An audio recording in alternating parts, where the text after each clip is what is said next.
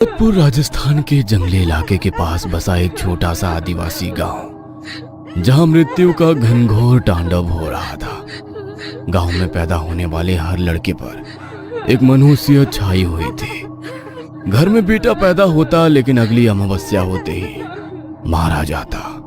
गांव में कई तांत्रिक आकर गए, लेकिन कोई भी मौत के इस महातांडव को रोक ना सका। आज भी अमावस्या की रात थी और आज रात रघु के 1 महीने के बेटे का निधन हो गया। मारा बच्चा, मारा बच्चा। मीना का रो रो कर बुरा हाल था, लेकिन सिर्फ वही नहीं, पूरे गांव में सभी शोक में डूबे हुए थे, क्योंकि पिछले 1 महीने में होने वाली ये तीसरी मौत थी। रघु ने अपना दिल कठोर करके अपने 1 महीने के बेटे को एक सफेद कपड़े में लपेटा और गांव के सब आदमियों ने मिलकर शमशान घाट जाकर उसे वहां दफना दिया। पहले मेरा बेटा, फिर राजू का बेटा, और आज ऐसा लगता है जैसे हर अमावस्या को कोई उनकी बलि लेकर जा रहा है। लेकिन कौन? आखिर कब तक चलता रहेगा ये सब? इतने तांत्रिकों को बुलाया, लेकिन कोई कुछ नहीं कर रहा है। इससे पहले कि कोई आगे कुछ बोलता, पीछे से उन्हें किसी की आवाज सुनाई दी। एक तांत्रिक काले रंग के वस्त्र धारण किए, लंबी काली दाढ़ी और हाथ में कमंडल लिए हुए था।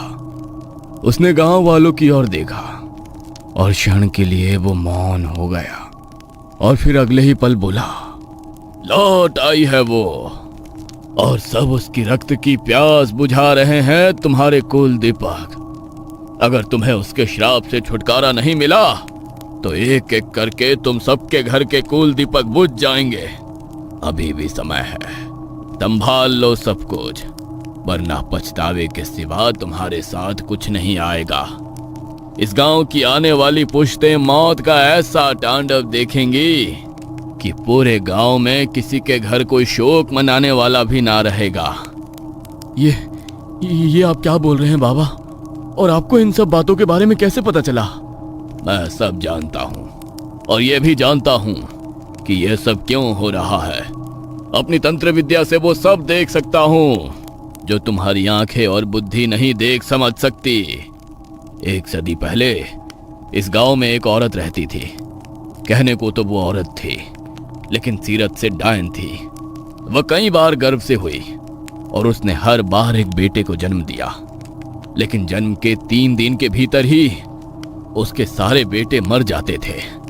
तब उसने तंत्र मंत्र की विद्या सीखी। वो जब 7वीं बार गर्भ से हुई तो उसने अपने ही होने वाली संतान को दीर्घायु बनाने के लिए गांव के बाकी नवजात बच्चों की बलि देनी शुरू कर दी। वो 8 बच्चों की बलियां दे चुकी थी। उसे 21 बलियां पूरी करनी थी, लेकिन उससे पहले ही गांव वालों को उसका काला सच पता चल गया और उन्होंने उसकी झोपड़ी में आग लगा दी। वो उस आग में झुलस कर मर गई, लेकिन गांव वालों को यह श्राप देकर गई कि 1 सदी के बाद वो फिर लौटेगी और गांव के किसी भी घर का कुल दीपक जिंदा नहीं रहने देगी। वो अपना वंश आगे बढ़ाती, इससे पहले ही गांव वालों के द्वारा जलाकर मारी गई, इसलिए वो किसी और के घर का वंश भी आगे नहीं बढ़ने देगी। ये आप क्या कह रहे हैं बाबा?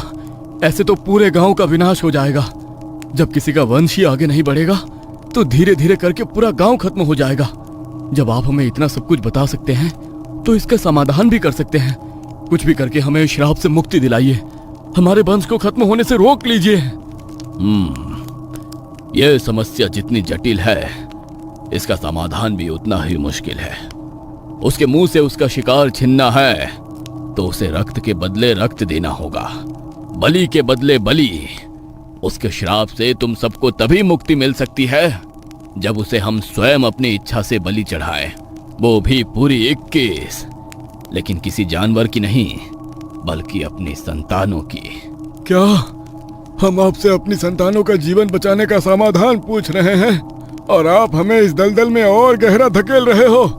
यहाँ पहले ही गांव के इतने बच्चों की जान जा चुकी है और आप कह रहे हो कि हमें अपनी मर्जी से उन्हें अपने संतानों की 21 बेटों की बलि और चढ़ानी होगी। हम अपने हाथों से उसे अपने बेटों की बलि नहीं चढ़ा सकते।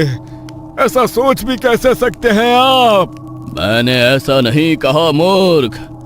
बेटों को बचाना है, इसलिए उसे बलि बेटों की नहीं दी जाएगी, बल्कि उसकी दी जाएगी जिसका तुम्हारे वंश से कोई लेना देना नहीं, जो तुम्हारे वंश को आगे नहीं बढ़ाएंगी। छोरे की सलामती के लिए छोरी की बलि देनी होगी। जिस दिन गांव से 21 लड़कियों की बलि पूरी हो जाएगी, गांव पर से ये श्राप खुद ब खुद हट जाएगा। इसका यही एक समाधान है। क्या अपने हाथों से अपनी बेटियों की बलि देनी होगी? नहीं नहीं, वो तो सिर्फ उन लड़कों की ही बलि लेके गई है जो नवजात थे। हमारा नवजात बेटा तो खत्म हो गया, तो मैं किसे बचाने के खातिर अपनी बेटी की बलि दूं? हमारे परिवार ने तो अब उससे कोई खतरा ना है। नहीं, चाहे नवजात हो या उससे बड़ा हो,